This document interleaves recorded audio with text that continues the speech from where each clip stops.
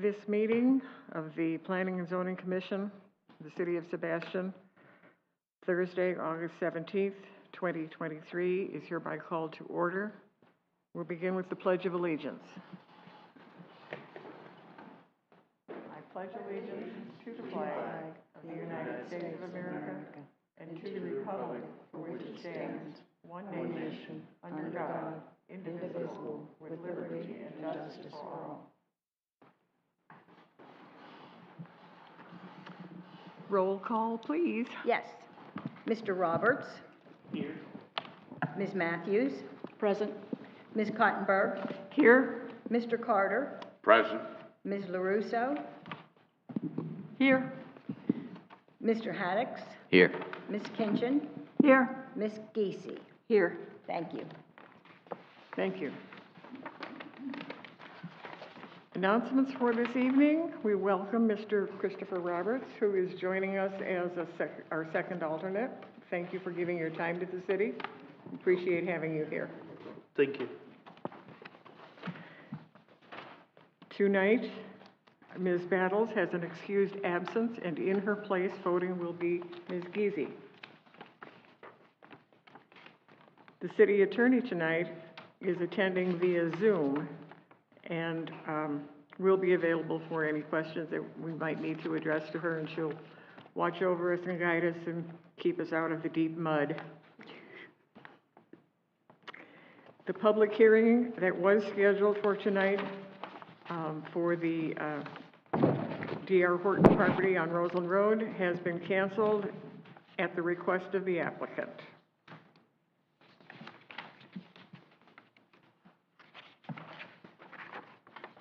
That concludes our announcements.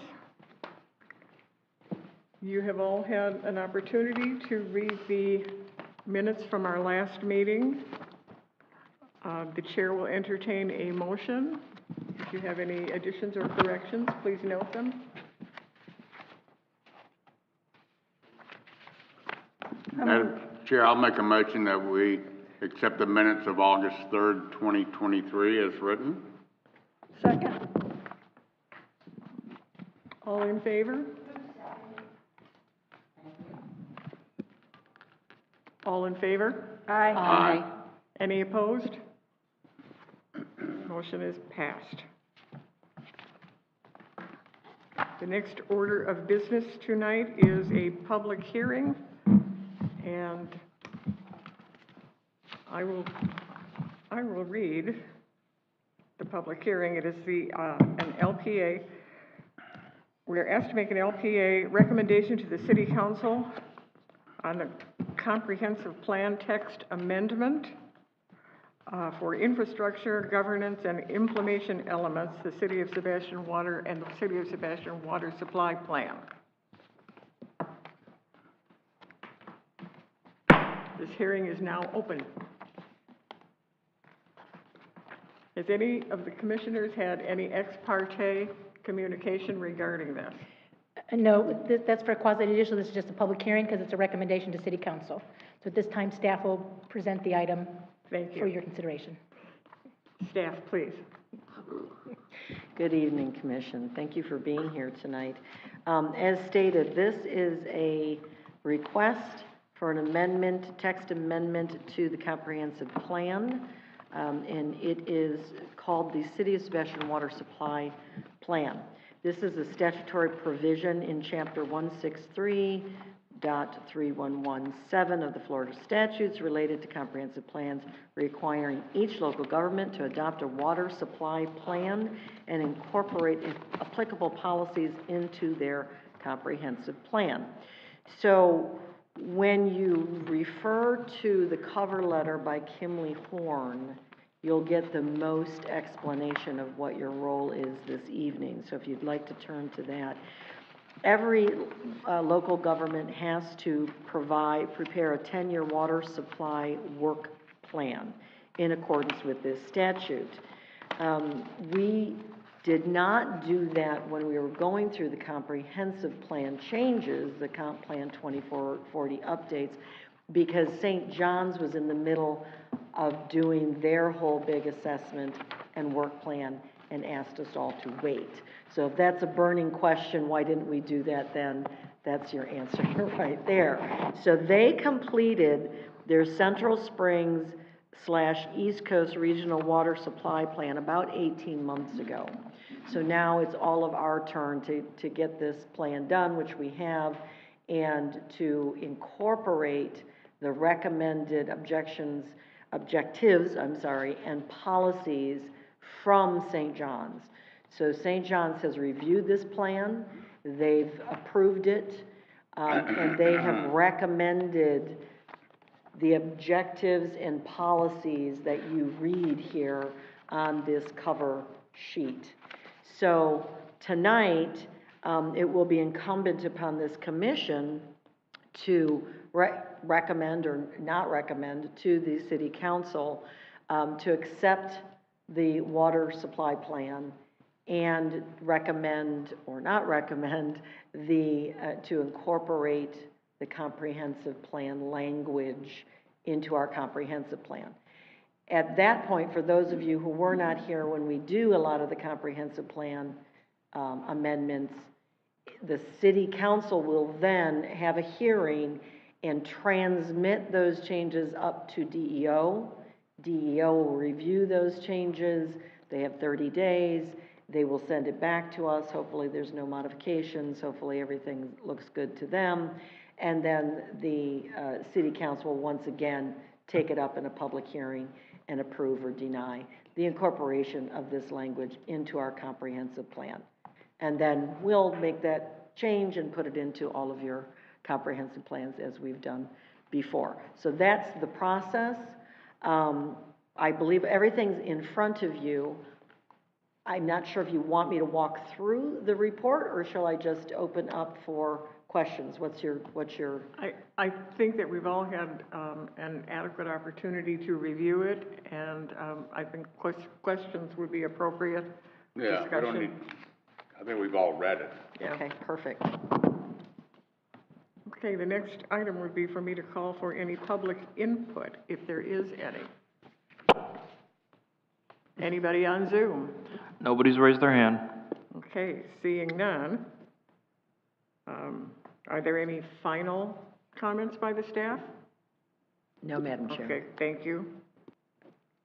The hearing is hereby closed, and we'll open this for commission deliberation. And a motion, or, I have a question. yes. On page 13, I had a question about, I guess what was used as the expected average annual growth rate of 8% between the years 2023 and 2040. One, I wanted to know what that was actually based upon, and if in fact that is going to be a realistic figure. So much better at explaining that than I am. Population projections are actually done by a combination of different, like the Florida Housing Data Clearinghouse and Bieber. I mean, it's a projection. So is it 100% accurate? The answer is no, sir.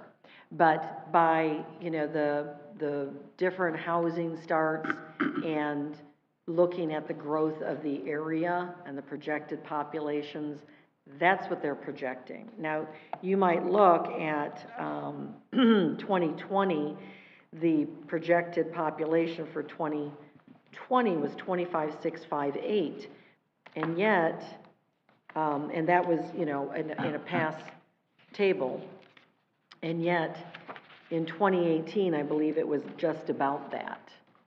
So they were a little off. You hear what I'm saying? We actually grew a little faster in 2018. We met that mark before 2020.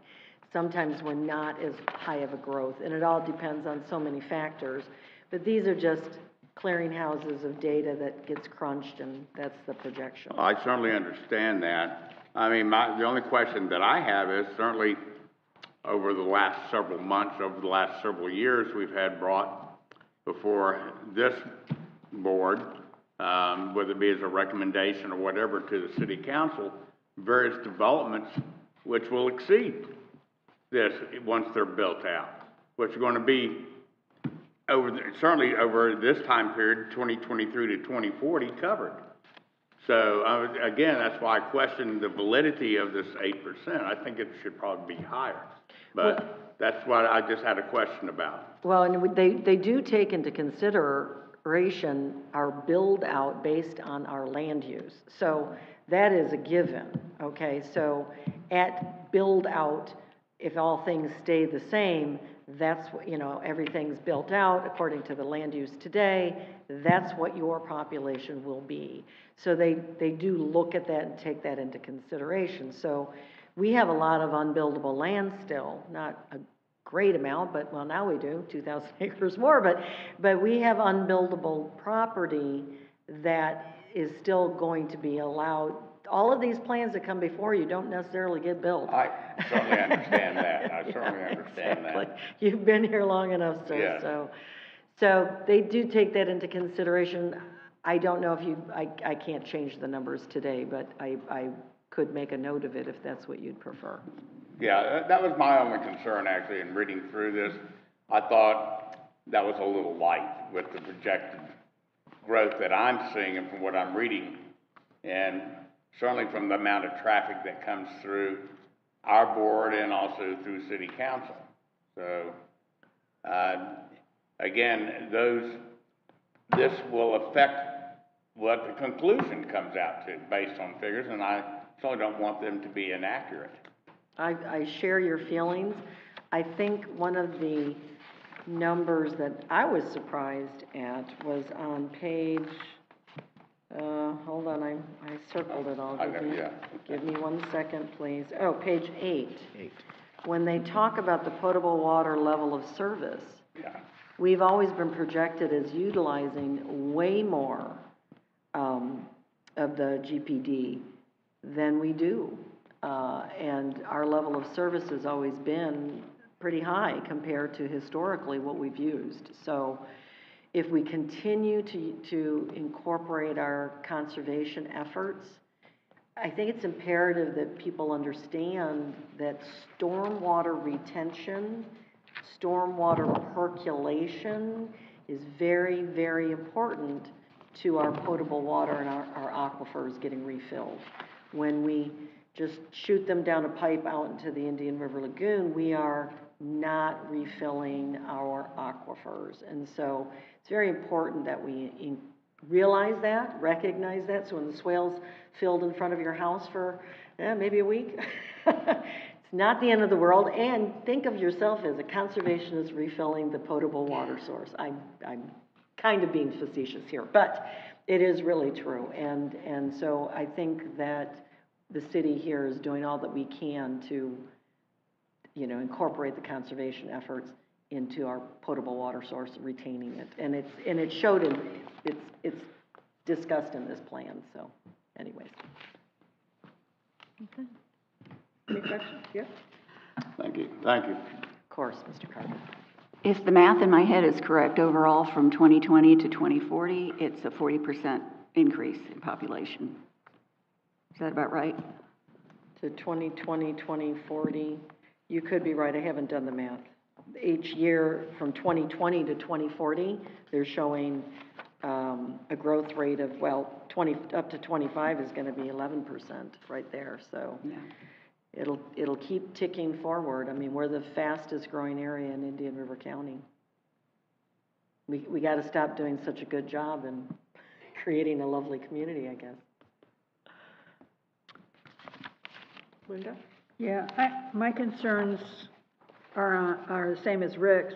I don't think that 8% is gonna really be enough. We're gonna have to really look at that later on, maybe 5 years down the road, and make sure that that's gonna comply, because Sebastian is the fastest growing city in Indian River County, and it's not gonna stop anytime soon. That's my only concern. Okay. Yes, sir. I have no questions at this time. Thank you. Yes. My button doesn't want to turn on. My question, I wish I could get back to the page. The septic to sewer, Now, I know the CRA district already has that program in effect, and on page 11, it mentioned North Sebastian Septic to Sewer Phase 2 project. What is that going to entail? What do they consider North Sebastian? This information is a little dated, because you may or may not know, we sunsetted the Sebastian CRA Septic to Sewer Conversion Program last year. This was a program we had in place since 2016. We were successful in getting a cost share grant from Indian River Lagoon NEP to help us, and that was in 18, I believe, 2018. We ran that program for many years, but it was one grant, and we kept getting an extension and an extension and an extension until they said, no, I'm sorry, we can't keep extending these dollars that you're not spending, because people were not jumping on this grant. Even though we sent out postcards every single year, we advertised it everywhere, you know, that we could. So we had to sunset the program, and it has not started back up again. I think that possibly the council's looking at a bigger type of project. And then for the north, when you talk about the, where are we? I saw that North Sebastian Septic to Sewer Phase 2 project, that's the county. And I believe that was part of, and they probably have dollars to do more. It was part of the gravity feed line that they put in up North Central. I believe they took it all the way to Jackson Street and then came back out onto US 1. So it's a gravity feed line, which helps people connect a lot cheaper than the force main. They may have other plans north into Roseland, but that's all that I know of that. So Okay. at this point, there's not anything actively going on septic to sewer wise. And my second question, the FEMA grant for the Collier and Elkham Canal, is there any status? Has it been applied, or? I wouldn't know. That is Karen Miller, our city engineer, and she did take this week off. God bless her. So I'm not sure if they've come back with any kind of final determination on that, but we keep pushing and keep God, it moving needs forward. it. It needs it. Thank you. Absolutely. I have no questions, might have been answered, thank you. I have a few questions, surprised. Page 4, the first paragraph, last sentence. The CSEC has reviewed multiple projects that could increase the water quantity in Brevard, Indian River, Okeechobee counties by 29.2 million gallons per day.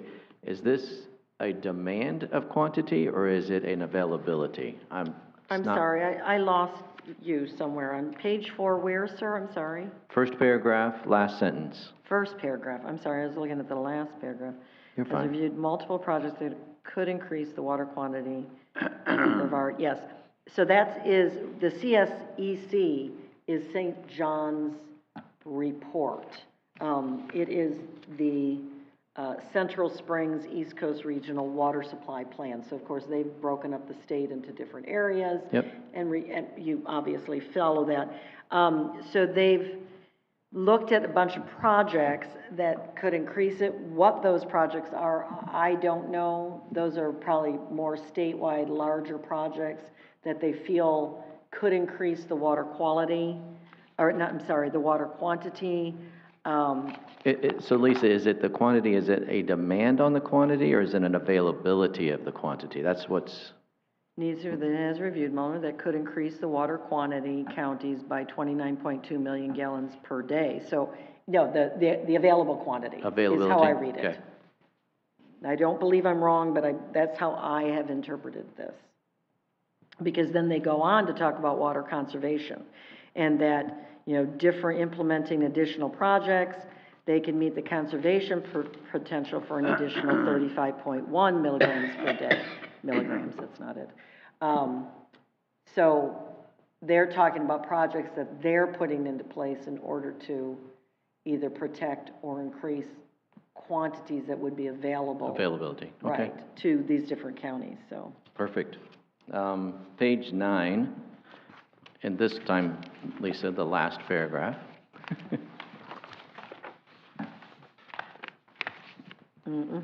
So the county's going to require the use of irrigation, the affluent water, or the affluent meeting FDEP standards for irrigation in parks and facilities. So if the county is making this as a requirement, is the county going to have this pressurized?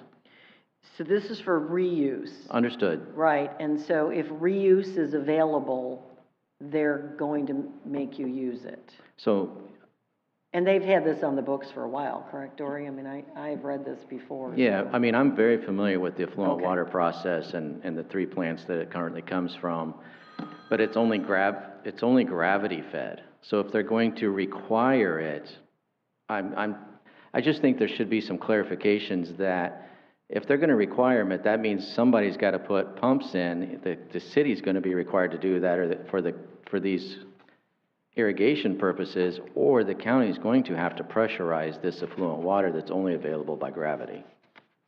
And it's just it's an unclear statement in this. That's a very, very good point. I'm gonna make a note. And I will have our engineer, follow up on that. Perfect. And then one more. Hold on, I'll leave you alone. make the note, pressurized.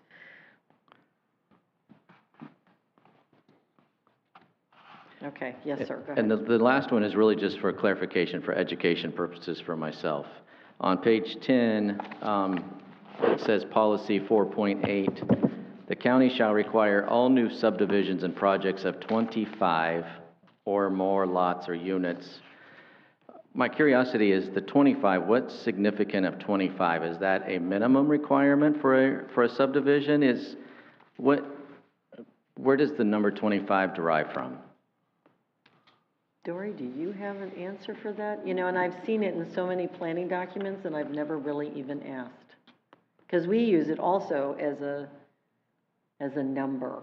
You know, if you have 25 or more lots, you need to have a second access. If you have, 25 is a trigger, and it must go back to either some kind of traffic or some kind of calculation. I wish I was smart enough to give you The only thing I can think of answer. is that with the 25 lots, it must be a threshold where they presume what the maximum impervious could be, so that you're going to have Could be some sort of that. stormwater pond that would be required for 25 lots, or, an amount of stormwater area that's going to trip something that would be large enough to be able to use the affluent line for irrigation. Yeah, I guess I was just, sometimes developers can be very, very creative and say, well, to not hit that trigger point, that threshold of 25, we're going to do 24. And we're talking about water and the future of water.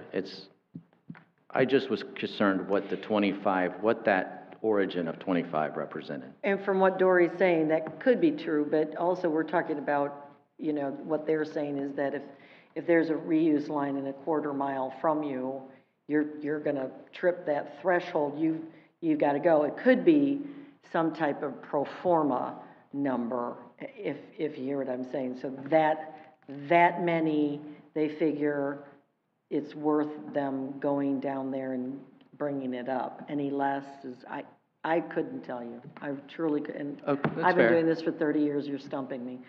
So- No, I just was. And her. That's why I said it was more educational. It's not, it was just an educational purpose for No, myself. it's a good question. It really is. So these policies are already existing, though, in the Right. county's comp plan. Right. This is from their comprehensive plan, so these are already existing. And I believe they upgraded their comp plan 3-4 years ago, 2030. So these are in place already and are So being applied to the developments that are going into the county and. The county comp plan for the city of Sebastian. No, the county's comp plan is for Indian River County, but this is a coordinated effort since they supply our water. So that's why we're saying what they do. Okay, I understand. I can inquire as well. That's all I had. Thank you. Thank you. I felt that this report was extremely thorough, to the nth degree. And I'm also concerned with projected numbers. And I guess it's because I've been around a long time, and I've seen projections come and go, and while we assume that they are based on an educated guess, sometimes we don't know what we don't know until it happens. So I'm also of the opinion today that that figure might be a little bit low, but I might change my mind in 6 months. So it's what we used to call a swag number, and I think most of us know what that means, so. Commissioners, does it make to clarify that the statement that Mr. Carter brought up is not saying that from the period of 2023 to 2040 that there's only going to be an 8% increase? It's annual? I just want to make sure it's Right, understood yeah. that each year will be an 8% increase. Right, that's Okay. what I understood, but Okay, just want to make sure that that was how it Yeah. was understood with everybody. Okay, if there are no other discussions or questions, the chair will entertain a motion. Madam Chairman, I'll make a motion that we make a recommendation to the City Council to approve the comprehensive plan text amendment, infrastructure and governance and implementation elements, City of Sebastian Water Supply Plan. Second. We have a motion and a second. I'd like to have a, Roll call? yes, roll call vote, please. I'm sorry, excuse me, Madam Chair. Did it include, in your wording, I heard it, but Dory wasn't very clear, you've included approval of the water supply plan Yes, report I too? did say that, yes. Okay, perfect. Thank you, sir. Okay, ready? Yes. Ms. Kinchin, Yes. Ms. Cottenberg, Yes. Ms. Matthews, Yes. Mr. Haddix, Yes. Ms. Geesey, Yes. Ms. LaRusso, Yes. Mr. Carter. Yes.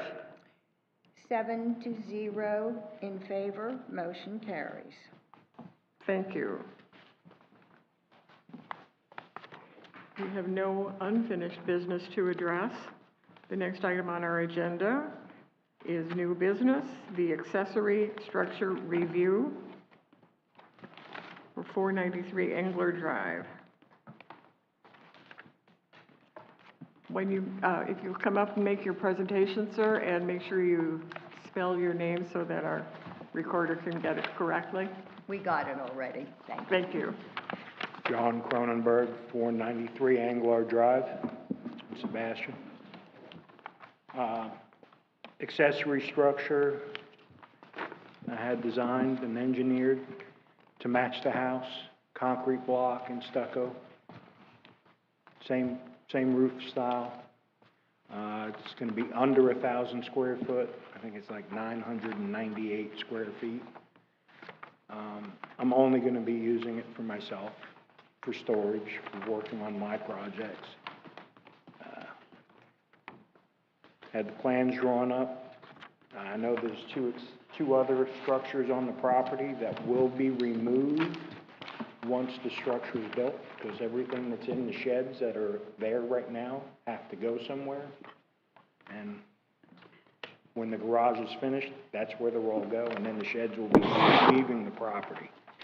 I no longer need them. I have a landscape plan that to meet the code. I guess it's one plant every 3 feet around the building. We'll meet that. I have plenty of trees on the property. I brought a couple pictures if anybody wanted to see them. I found them.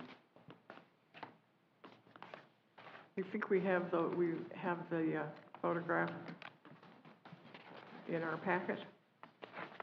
There's just a couple.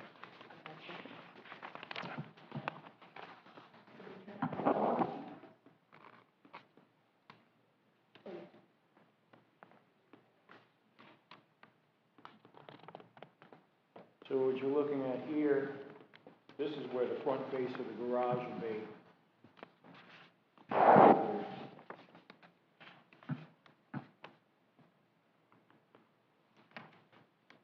Have plenty of plantings all the way around the property. So we'll just be adding to around the foundation.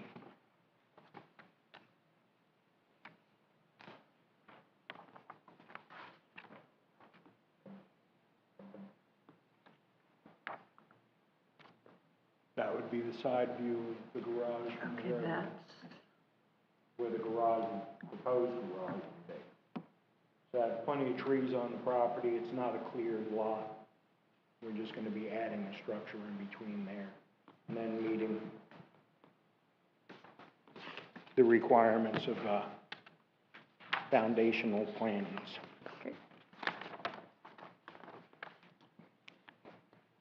Okay. If you had any questions? are any of these tall trees coming out, John? No, ma'am. No, none of them. The garage None will of be behind them. Yeah, the garage will be set back, Okay, so all of that will still be there. okay. That was my only question. It was kind of hard to tell from the other plan if the trees were gonna be. Anybody else have any questions of the applicant? No? Did you say the proposed detached garage is going to be used for storage, or you can be working on any vehicles or anything like that in there? My own motorcycles and cars and stuff like that. Okay, Doing woodwork, just a hobby shop. okay. I'm retired, I need something to do. Idle hands? My wife needs me out of the house. Right, I know that. That's what it is. That's quite an investment in that detached garage that you're having, though. I'm being kicked out of the attached garage. Okay. Making your own man cave. Yes, Be sure- basically. Be sure it has a recliner and a TV. Do we have any comments from the staff? No, Mr. Kronberg has come into our office, we've worked with him, he's presented a landscape plan that shows that he's added the plants around the building. Probably the only thing needed to discuss, as you can see though, it is higher than the house, but we've always discussed that the intent was so that the accessory structure didn't appear to be higher than the house, and based on the grade elevations, there's a 4-foot difference, it'll still appear less than the house. The only other thing staff had looked at, we had maybe considered that the left-right elevation, which is facing the road, was kind of plain, but after we looked at the aerial, there aren't any houses facing that side, that road. All of the other houses are facing the other roads. He's a corner lot. So staff is recommending approval of this application. He meets all of the required codes in this section. Okay. Anybody else have anything? I have something. And it's because I know you are an honorable person. But in the last, I'd say last year, there have been a number of things that we have allowed to go by and found that, or I have found that the owners of the property, while they are barely meeting the intent, they're not holding up their end of the bargain. I have had the experience of having to call code enforcement several times to get somebody to finish the job they started. So, yeah, well, yeah, I didn't get to my point yet. The 2 sheds that will disappear, I absolutely understand that, but I'd like to put a time limit on it. Like, 14 days, 21 days? After the completion. After the completion? Sheds are gone. Yeah, I know, but you'd be surprised how many people don't care. Oh, Well, because it's not homeowner builder and there is a contract, I'm fairly certain you probably have set this up, that the payments, that he doesn't get paid until his final, that he gets a CO, which the contractor will need. I mean, we have in place, we also have to go out and check the plants. If it's not CO'd through the building department system, if that CO is never issued, within 6 months, the permit expires, and there are additional fees that the contractor would have to pay. So the permit would expire, you would have to repay permit fees, so there are some mechanisms in place that are helping to not prevent that, Well- to prevent that, I mean. I know that that sounds logical, but I can't tell you how many times I deal with things that never got closed. It was like, and it's a mess to clean up 10 years later. And I would just like to see a time limit put on it, 30 days, anything that we could work with. It looks like the 2 sheds you're going to demolish are 270 square feet. Ma'am, the 2 sheds are already spoken for, so my sister is taking the large one, and a friend of mine is taking the other one. I meant, how long do you think it'll take you to move what's in there to the new place? Oh, Louise mentioned 14 days. it's gonna take me at least 14 days. 14 days or 30 days, I don't care, as long Yeah. as there's a limit, so that when it isn't done, we could say, well, no, this is part of the deal here. You have to do it. Because you could trip and break your leg on the way, on a trip back and forth between sheds. We don't want to make it difficult, it's just that we have to keep redoing some of these things over and over again, and I would like to see it easier, and I don't know if anybody else agrees with me, and you don't have to, it's just my opinion. So the only thing I can think that we could put it so it works in the system and possibly is, so there's 2 sets of final inspections. There's the structural final inspection that the building department will do. There's what we call a final planning and zoning, which is then when we go out and check the zoning issues, which would be the landscaping and the removal of the sheds. So most likely the building department can go out and do that inspection. That's checking the electrical and all of that. You could then maybe make it the time, because that's when he has to do the sheds of, he said 14 days might not work, but 30 days possibly, or 45 days, and add that to your motion.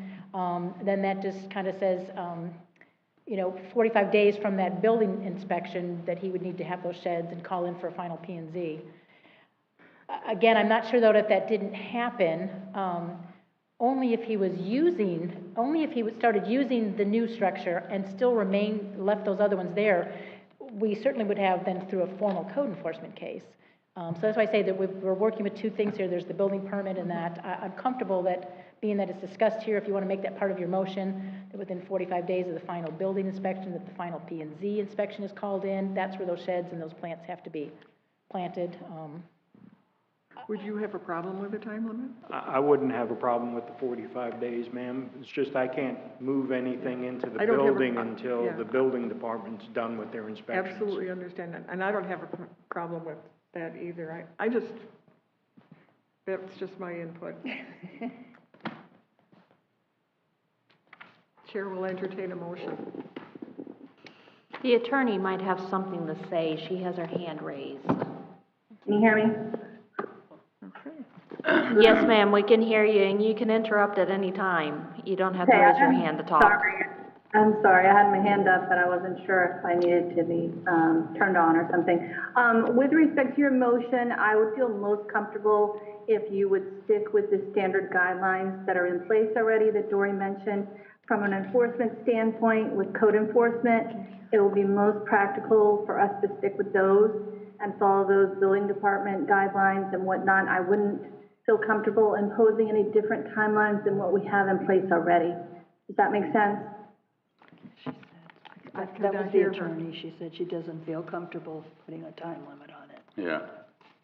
I feel like from an enforcement standpoint, we should stick with the practices we have in place. Like Dory mentioned, permits will expire within a certain time frame. And for example, if I have to go to code enforcement on this matter later down the line, it would be cleaner from an enforcement standpoint if we stick to those. And if we get in a practice of starting to impose 14-day limits or other things of that nature, staff's going to find it virtually impossible to follow up on all of those to make sure that they happen if they're going off track of what we usually use for the norm. That would be my advice. So be it.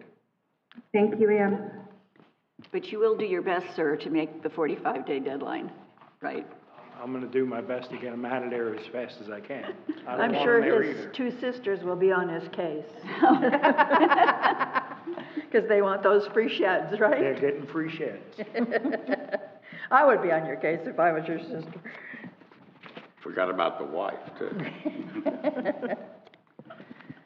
Madam Chair, I'll make a motion then, that we approve make a motion that we approve the accessory structure review for 493 Engler Drive, 1,000 square foot detached garage. Second. Okay, we have a motion and a second. Roll call vote, please. Yes. Ms. LaRusso? Yes. Ms. Geesey? Yes. Ms. Kinchin? Yes, Mr. Haddix? Yes. Mr. Carter? Yes. Ms. Matthews? Ms. Cottenberg? Yes. The vote is 7 ayes, 0 nays. The motion passes. Thank you. Good luck. Thank you very much. Thank you, sir. No other issues on our agenda? We are adjourned.